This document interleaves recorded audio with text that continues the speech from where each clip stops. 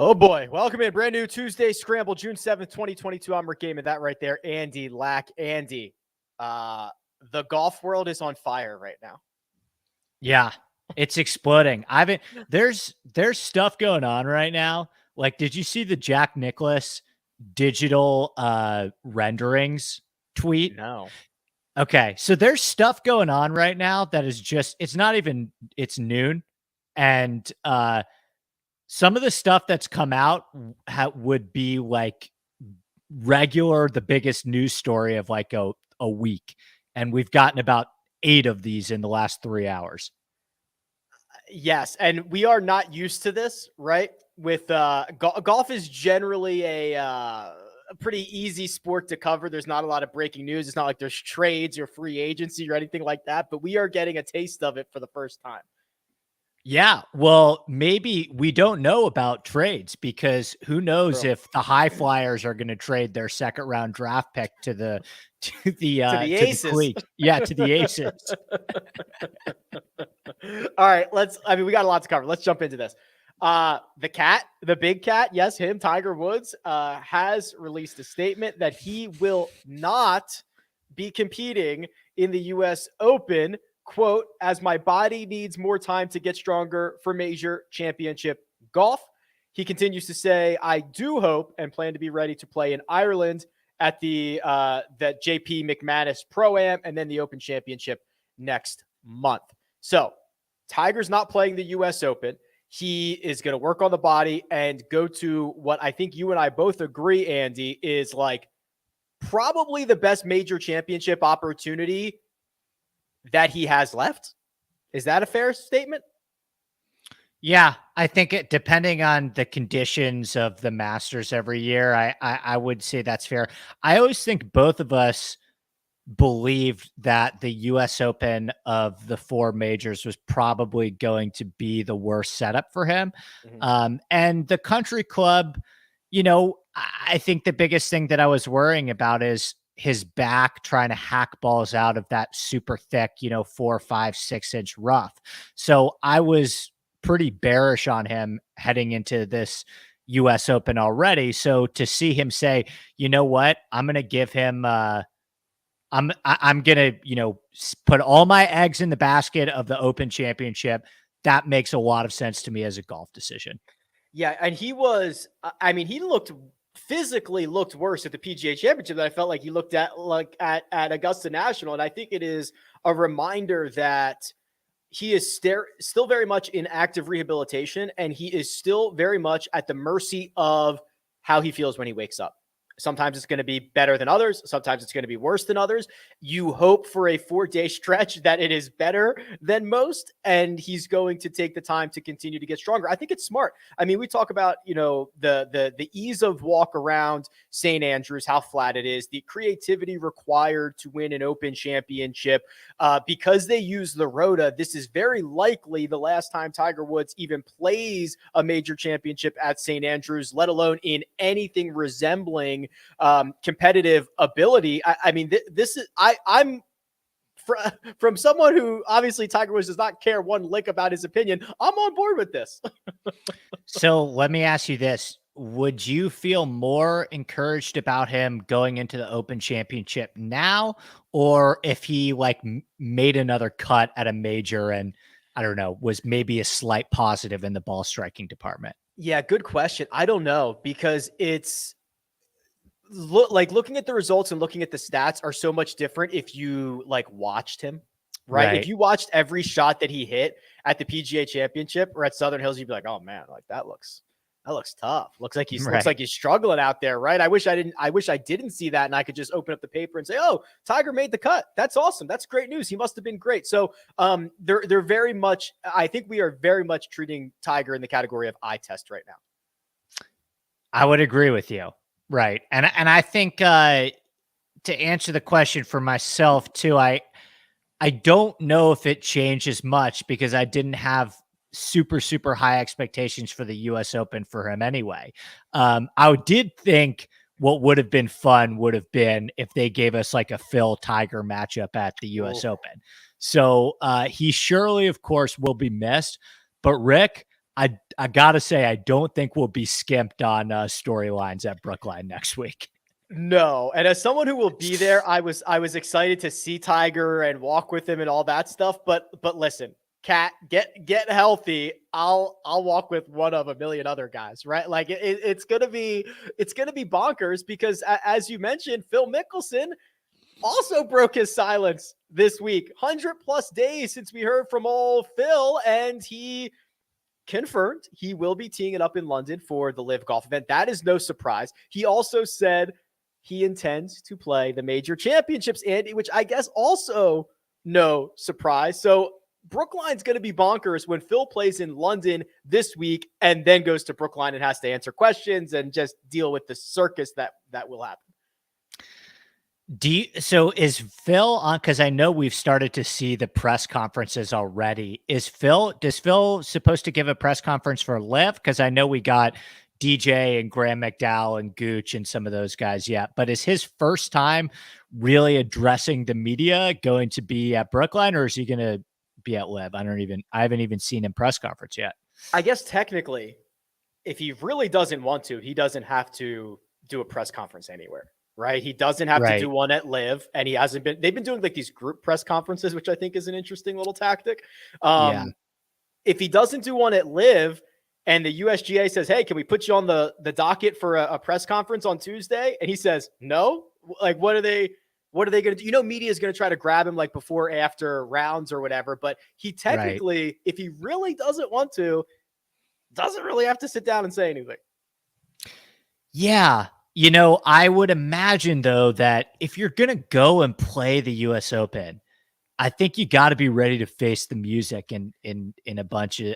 He can't put it off forever, right? So, you know, he's got to get it out of the way at some point. And I think that a lot of it, Rick, is going to depend how we feel about Phil next week. How I think many of the media members treat Phil next week is going to come down to how this LIV event kind of goes off, right? Like right now, it's very easy. The joke's write itself, right? So what's going to be interesting to me is, you know, how much of a spectacle does this turn into? And then that's probably how we'll start to approach DJ and Phil going forward for the US Open.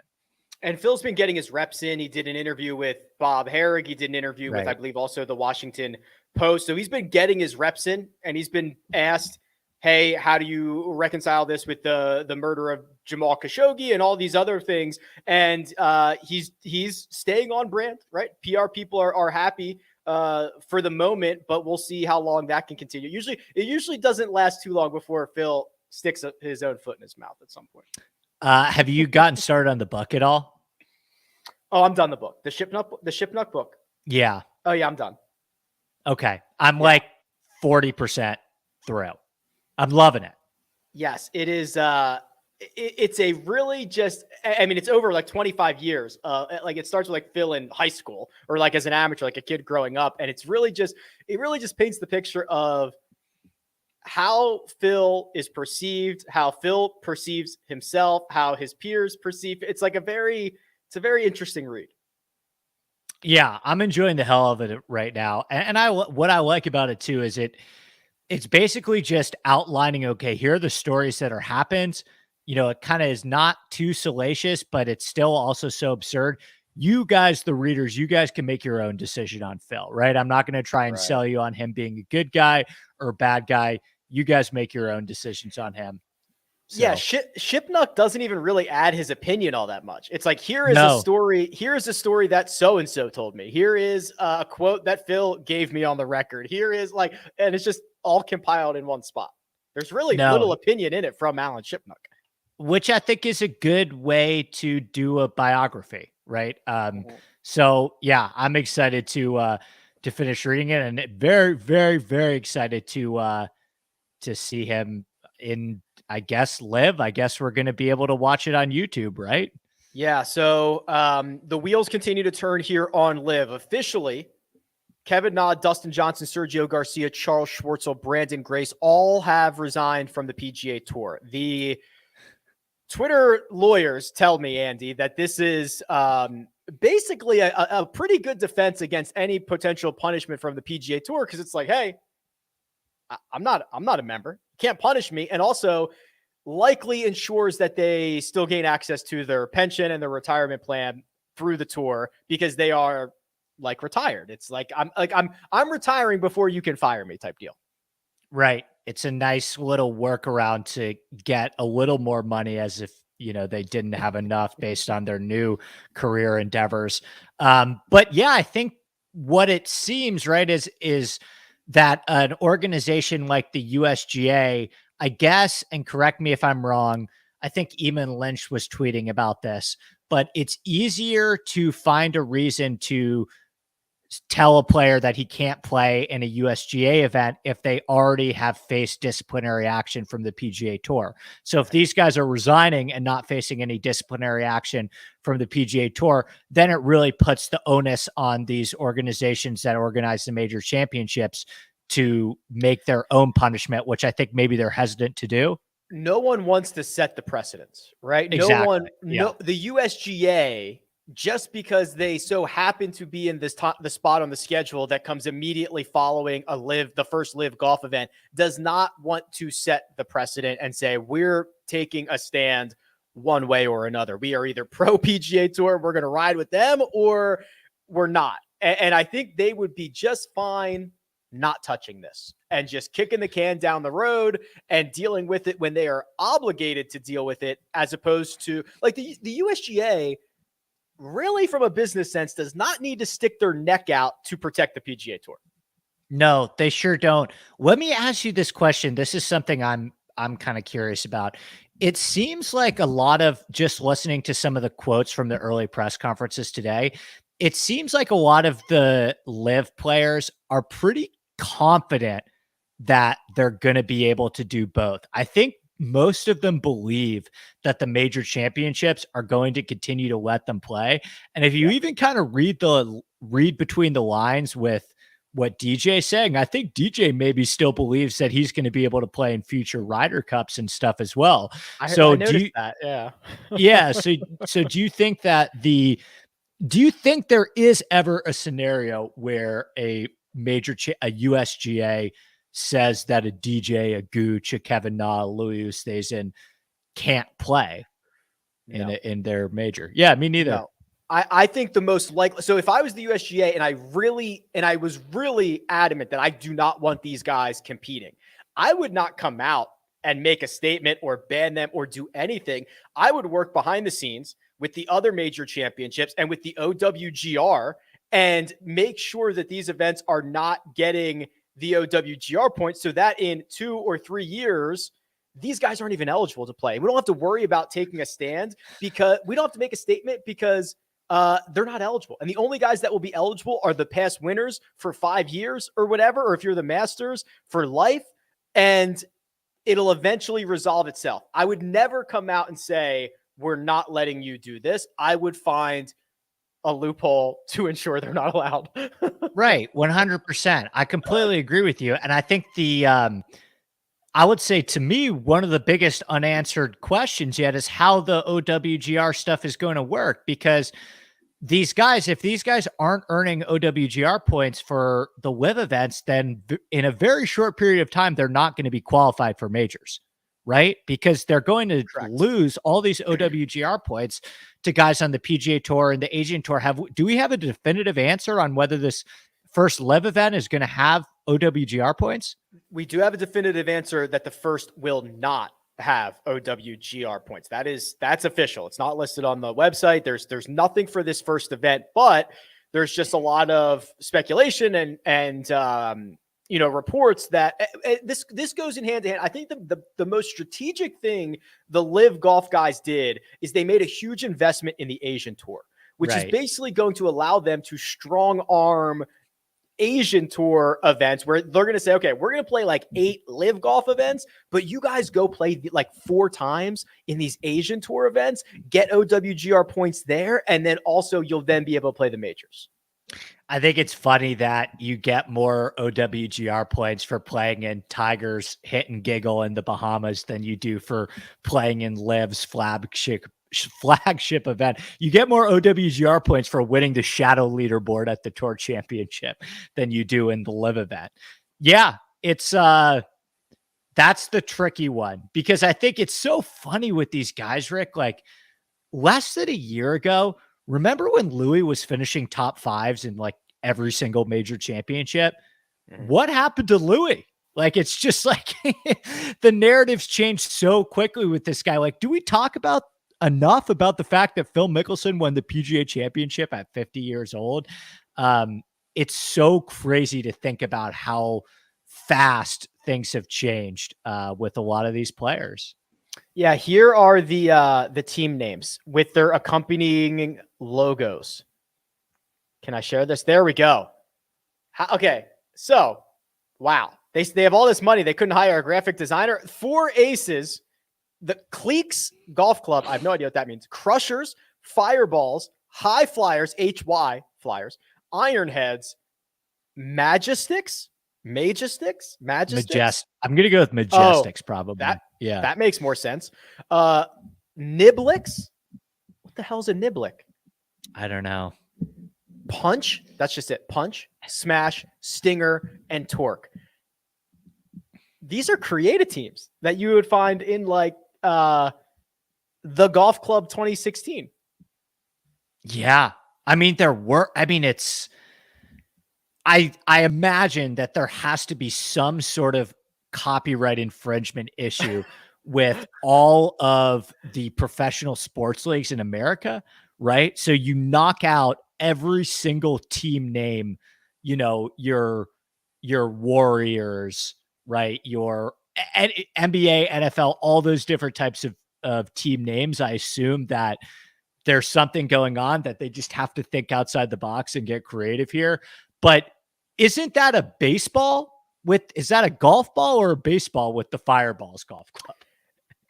There is a very similar logo. I think it's from Major League, the movie, that looks just like that. That's a baseball. It looks like they may have changed it to a slightly to a golf ball. So the other thing is, and this is the other thing that I think people are always forgetting, this is just the field for London.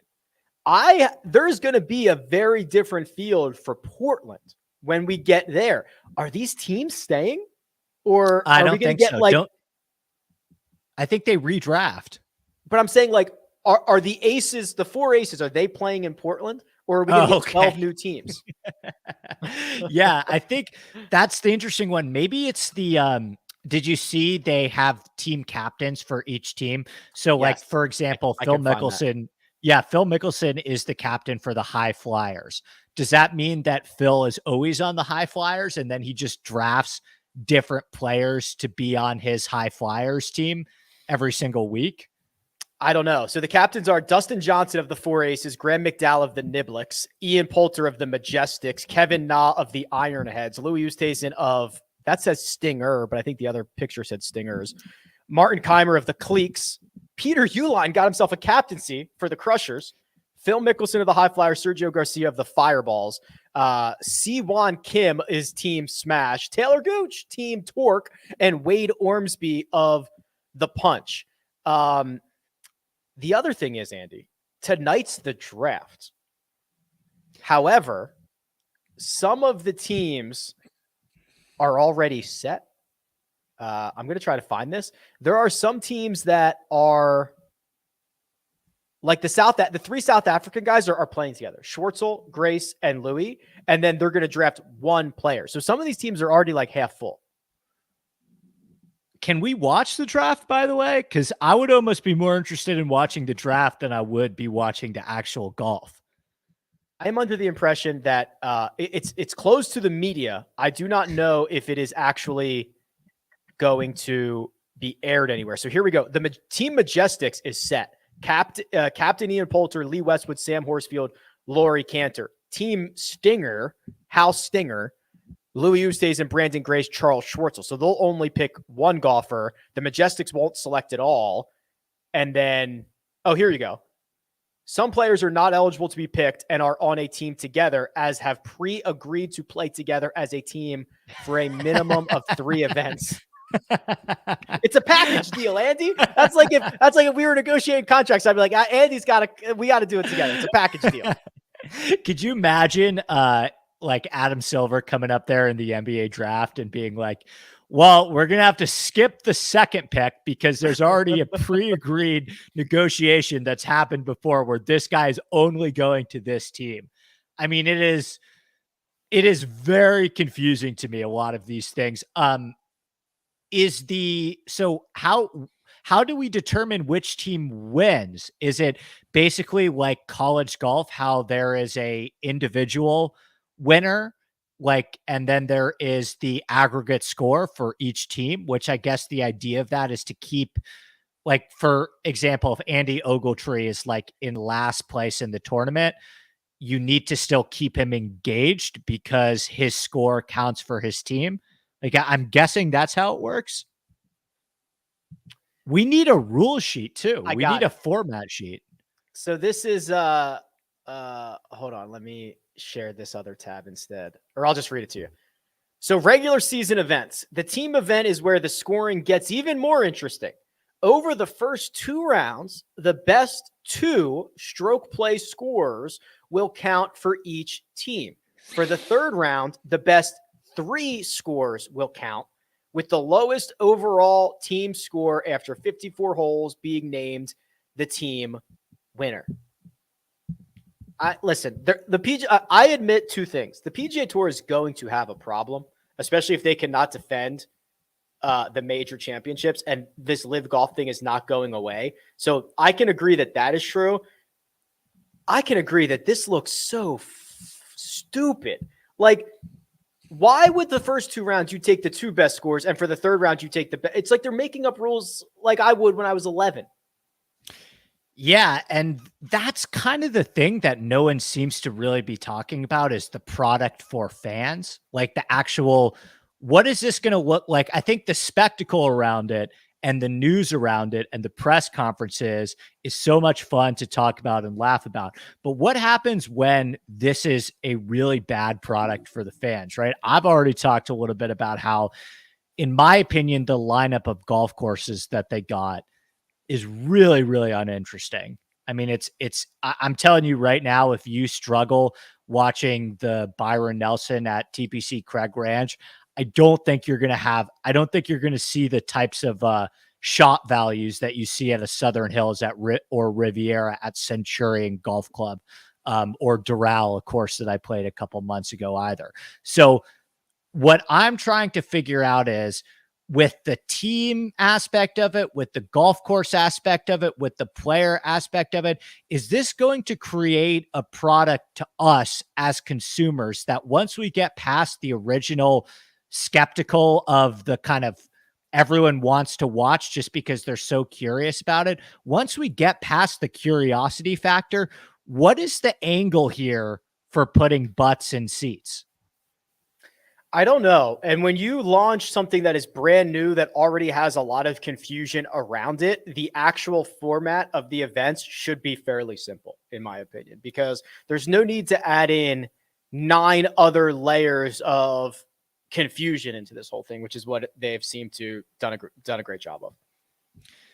And that was kind of that was the point that I was making too a little bit, is that watching rich golfers become more rich, that is not an angle. That is not an angle that you can take for compelling golf for consumers, right? That's why the FedEx Cup has become a bit of a joke to a lot of fans, is that it's not interesting for us to watch rich players get richer. What's interesting for us is to watch players slip on green jackets, right? And have real stakes. That's what's compelling to us as sports fans, right? And so that's the thing that I'm trying to figure out with LIV, is what is the angle? What is the stakes? Because it can't just be competing for money, because that's awesome for the players, but that's not interesting to fans.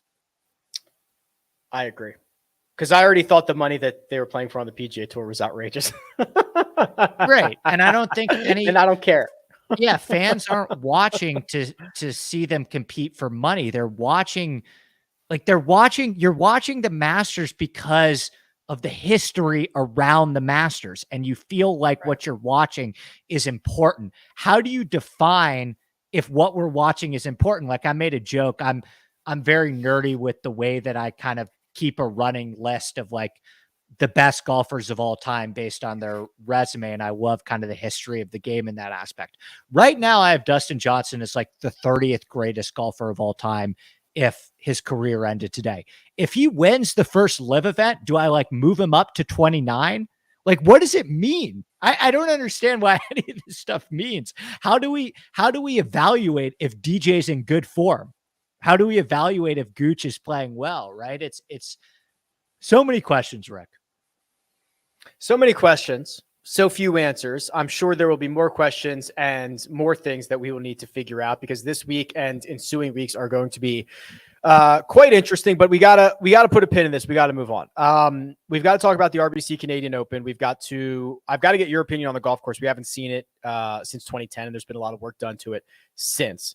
We will hit that after we hear a word about Andy's podcast. Andy Lack is not only the co-host of The Scramble, but also produces his own show, the Inside Golf Podcast. It's available twice a week, focusing on course breakdowns, DFS, and betting strategies for every PGA Tour event. Admittedly, I was drawn to Andy for his data-driven approach, which you'll find on his Sunday shows as he breaks down the field. But I'm even more impressed by his passion for course architecture, which offers a different perspective of our great game. Mix those together with insightful and humorous guests who don't take themselves too seriously, and you've got a recipe for a great podcast. Follow Inside Golf Pod on Twitter and download Inside Golf wherever you download podcasts. All right, Andy, hard pivot here. Back to the PGA Tour, going back to Canada for the first time since 2019, going back to St. George's for the first time since 2010. Not to be confused with Royal St. George's. That's a completely different golf course on a completely different continent. But St. George's Golf and Country Club, Stanley Thompson design. The photos look great. Looks like it's going to be pretty tricky, pretty tough, small greens. Andy, how do you assess the tour's chances this week?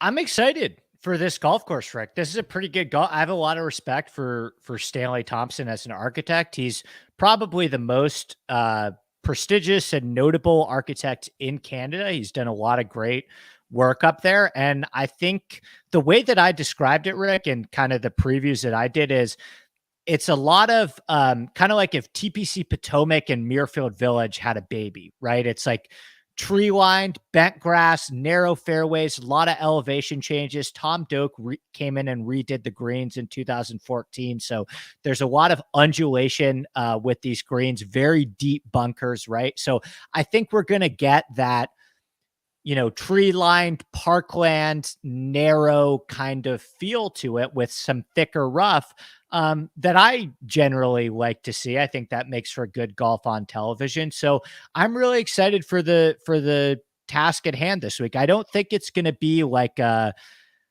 nothing birdie fest. I don't think it's going to be super, super tough, but I think it'll be like a 14, 15 under this week, if I had to make a guess. Well, that's always my issue is I'm like, I look at it and I'm like, holy crap, that looks hard.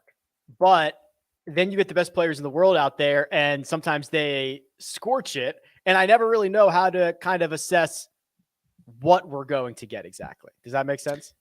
100% makes sense. And that's what's tricky is you look at these golf courses on paper, and I always tend to underestimate how good these guys are, right? So on paper, to me, I think this should be a test. But Carl Peterson and the golf course has changed a lot since 2010. I don't think that, looking at anything from 2010 is super, super useful this week. But like Carl Peterson shot a 60 in 2010 on this golf course.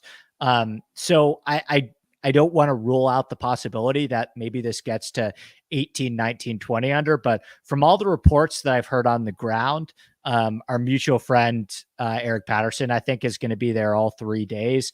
The rough is pretty grown out.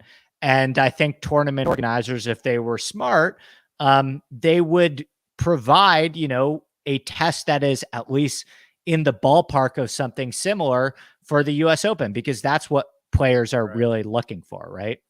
Yeah, they can. The rough probably sit close to like 4 inches or something like that. I hope this shows well on television because it appears like there's a lot of I don't want to say elevation change, but like kind of maybe different like levels of from fairway to green, and then also these little tiny greens are seemingly so well protected with bunkers. I'm excited to see how it actually looks on TV. I think it's going to look great, Rick. I mean, this is a course that I think is rated as our friends over at Golf Digest have it as one of the best golf courses in the world. I think it's a top 5 golf course considered in Canada. And I think it has that Muirfield Village, Augusta National vibe of just incredible maintenance. Like you walk onto the property and not a blade of grass feels like it's in the wrong place. I think this golf course is maintained incredibly well, and that should make for some really good viewing on television as well. Well, it's we can continue this discussion because when we have a new golf course, we don't have any data. It's a little bit of a guessing game when we get to kind of handicapping this a little bit for all of our fantasy purposes, for our props purposes, all that fun stuff. So we are indeed presented by PrizePicks. The code that'll get you a deposit bonus is Rick. There's a link in the description. I'm going to pull up the board, Andy, from PrizePicks, and we got to continue to talk through this because they've set the stroke lines at a particular score that I'd like to get your opinion on and talk about birdies are better. We will hit that and continue this conversation after this quick word. I've recently started using Juice Reel as a way to track all my bets in real time. Since I can sync the app to all my sports books, I don't miss any wager, and I've learned a ton more about my betting habits. There are built-in line shopping features, so I know that I'm always getting the best lines available, and once the game starts, I can see the value of my bets fluctuate in real time with the scoring so that I always have an understanding of my expected value. The performance analytics have made me much more knowledgeable about the bets that I have the most success at, hint, top 10s, and there's no going back for me. Download the Juice Reel app with the link in the description. All right, Andy, here's the board over at PrizePicks, and let's continue this course conversation with what they have assigned for most of the round 1 stroke props. 68 seems to be the favorite. The highest are 68.5. So we've got Fitzpatrick, Burns, Finau, Connors, Reed, Lowry, and Hatton at 65.5, or excuse me, 68.5. And then Scheffler, Cam Smith, Justin Thomas, and Rory McIlroy at 68. That's 2 under, right? This is a par 70, 7,000 yards, 5 par 3s, 3 par 5s, which is kind of a unique layout. How does 68 sound to you? It sounds pretty fair because I think that the scoring average is not going to be 2 strokes under par. That's a lot. I think it will be maybe 1 stroke under par or 0.75 under par. But they're giving us the best players in the field, right? And the back end of this field is really, really terrible. So I think 68 to me feels pretty fair. I will say with these players, I'm probably leaning more towards unders actually, because golf courses like this tend to get more difficult as the week goes on. So I could see probably Thursday being the easiest day. And then I don't think we're getting much rain between Thursday and Sunday. Maybe the course firms up a little bit. So like, I mean, I'm really high on a guy like Fitzpatrick this week. I think he's a guy who can get off to a good start. I love Corey Connors this week as well. Like all these guys at 68.5, Rick, Finau too. Those guys at 68.5 where you get the extra half stroke, but are still very good players. I would probably lean towards the under on those. What about you? Yeah, Fitzpatrick and Connors were certainly on my short list. Fitzpatrick lost like 7 strokes putting at Muirfield Village last week, which is like his worst ever. I can't imagine that happens again. The other one I want to get your thought on is Patrick Reed, who, you know, you and I have talked about this. I've already bet him for the U.S. Open. I think that this is a really good 2-week stretch for him. Not just from the eye test of saying, well, these are small greens at 4,000 square feet on average. So a lot of guys are playing from greenside, but also the stats back that up. If you look at all the results from the last 5 years, of courses with 5,000 square feet greens or short or smaller, which is small on the PGA Tour. Rory's number one. Patrick Reed is number two. And it's just because like he's so good around the green. He's such a good putter that if everybody's playing pitch and putt, if everybody's playing get it up and down, he's kind of the guy for that.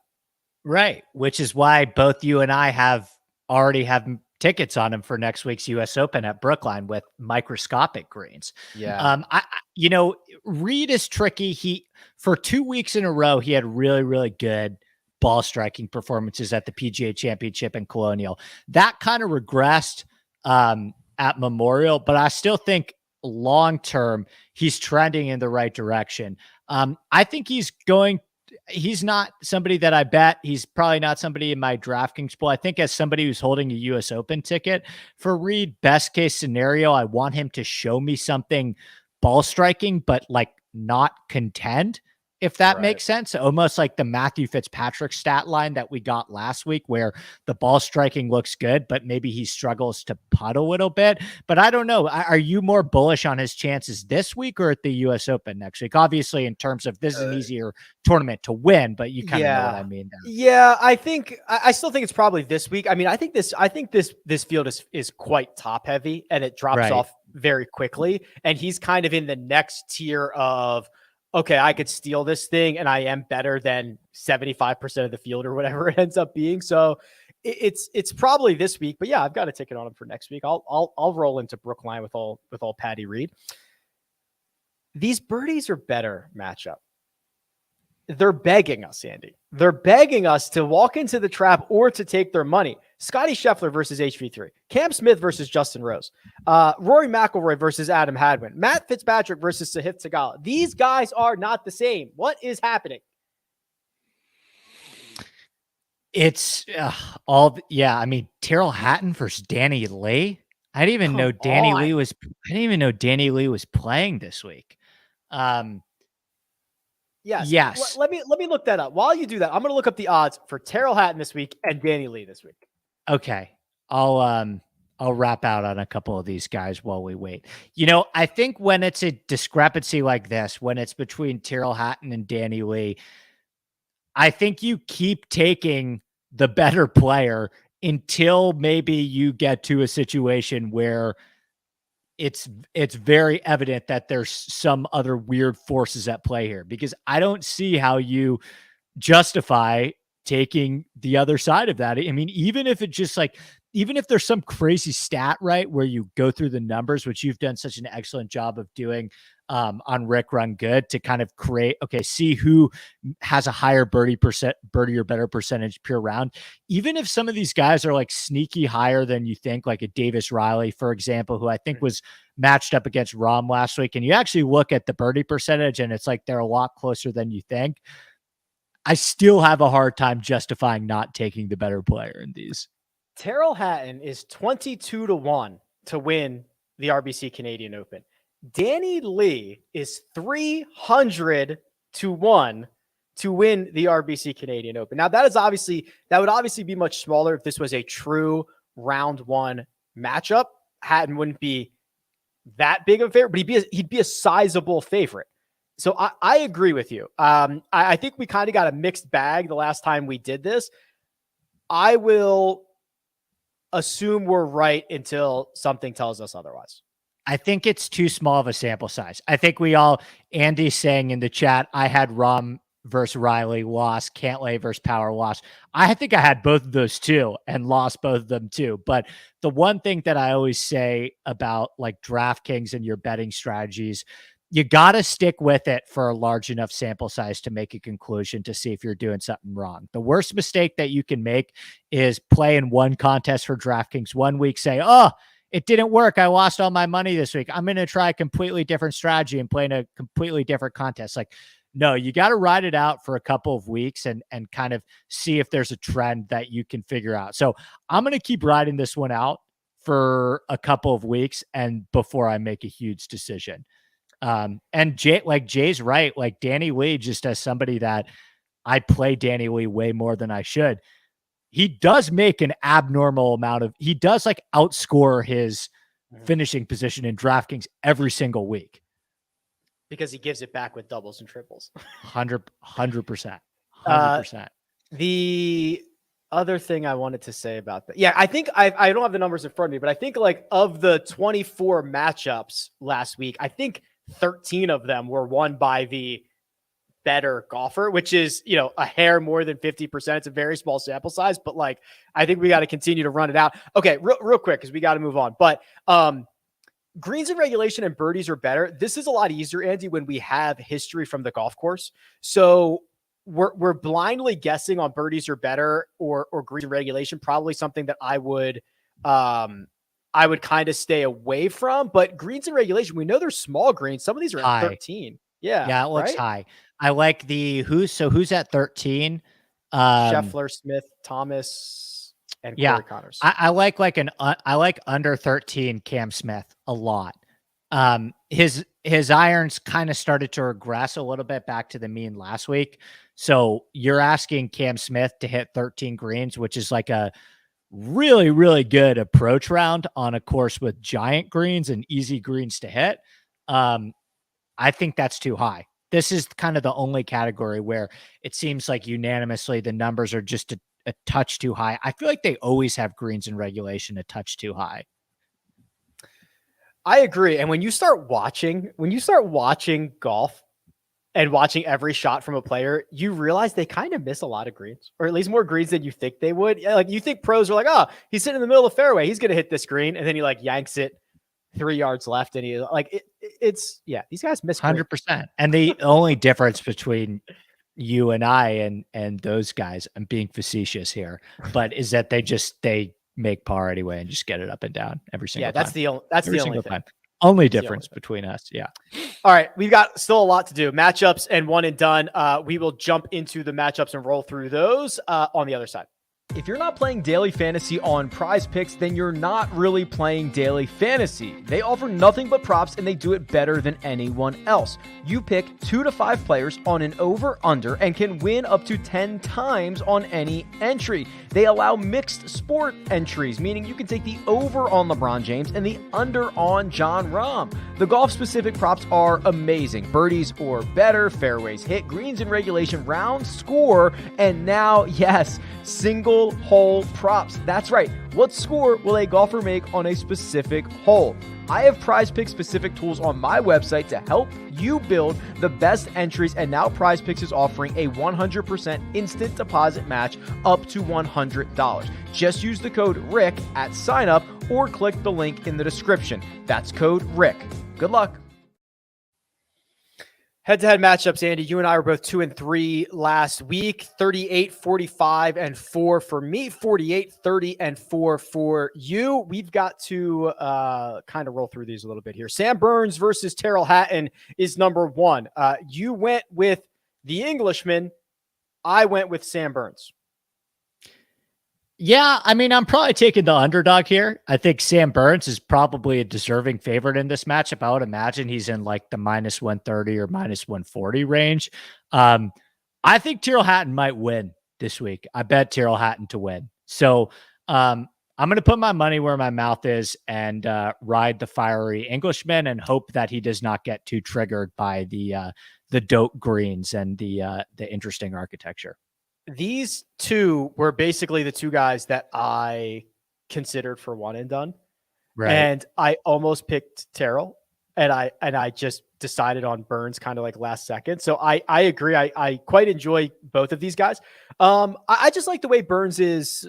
Listen, he generally plays well after a win. He's had a week off. He is a very even keel guy. He's got obviously a great skill set. I just kind of could not resist Sam Burns, but I think it's a great spot for Tyrrell as well. Yeah. No issue with either. I will say this about Burns too. When Burns kind of gets going and starts putting well, it can go on for a couple of weeks. Yeah. Corey Connors versus HV3. You and I are both on the same side of this. It's the home field advantage for Corey Connors, who has been reportedly playing St. George's quite a bit in the last couple of weeks. We will both take him over Harold Varner III. Not only has Corey Connors been playing a lot of St. George's, but I've also received word from a listener of the Scramble, by the way, that Harold Varner was seen playing Eugene Country Club in Oregon yesterday, and he's actually playing Bandon Dunes today. So HV3 might not get to site. I mean, watch him win now, but he may not get to site until Wednesday and really have a peek at this course at all before tee off on Thursday. So I'll rock with Corey Connors. Why do you think he would do that? I think it probably has something to do with, well, first of all, we have to keep in mind HV3 is an RBC guy, right? So he's got to play this event. And a lot of the time, Rick, like, these guys get invited to these corporate outings or stuff like that, and they just it's part of the job. They just got to go and make it work. If I was a professional golfer, I think they get invited to a bunch of clubs and stuff. And so I think they just do their thing. Do their thing, they will. Rory McIlroy versus Cam Smith is next. I saw that you took Rory, and I went with Cam Smith. I am not super thrilled because I think, as we know, Cam Smith's deficiency is getting loose with the driver. And if he's loose with the driver here, Andy, I worry big time. But he's proven that kind of the rest of his game is able to often make up for that deficiency. I'm going with Rory. I'm surprised you kind of zagged and went Cam Smith. I think this is a pretty perfect spot for Rory. By the way, Jay gave the right answer just to put a bow on the HV3 thing. It's probably a Nike thing, right? Because he's a Jordan Brand guy. That's why he's in Oregon, and Jordan Brand's owned by Nike. So thank you, Jay. You articulated that better than I was actually able to. But yeah, I think Rory's kind of a slam dunk this week. I hated what Rory did on the weekend last week, obviously. But it just, I don't know, man. It just always feels disappointing with even his best rounds. I'm like, he left 3 out there. And I know it is only Rory that I score that way. And it's only Rory that I score on why didn't he win this golf tournament that he was within 2 shots on Friday night. Like I already gave that to him. He should I know that's not fair, but I still find myself probably incorrectly biased against him. Can I ask you a quick question on Rory? What do you think is a better bet? Rory 10-1 to win this week or 16-1 to win the US Open next week?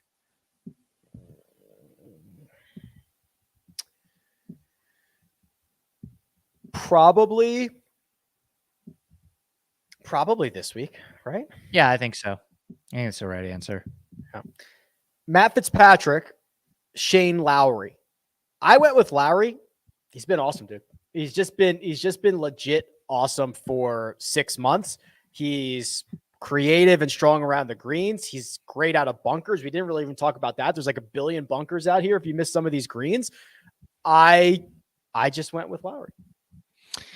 I'm happy to go with Fitz here. Another guy that I bet this week.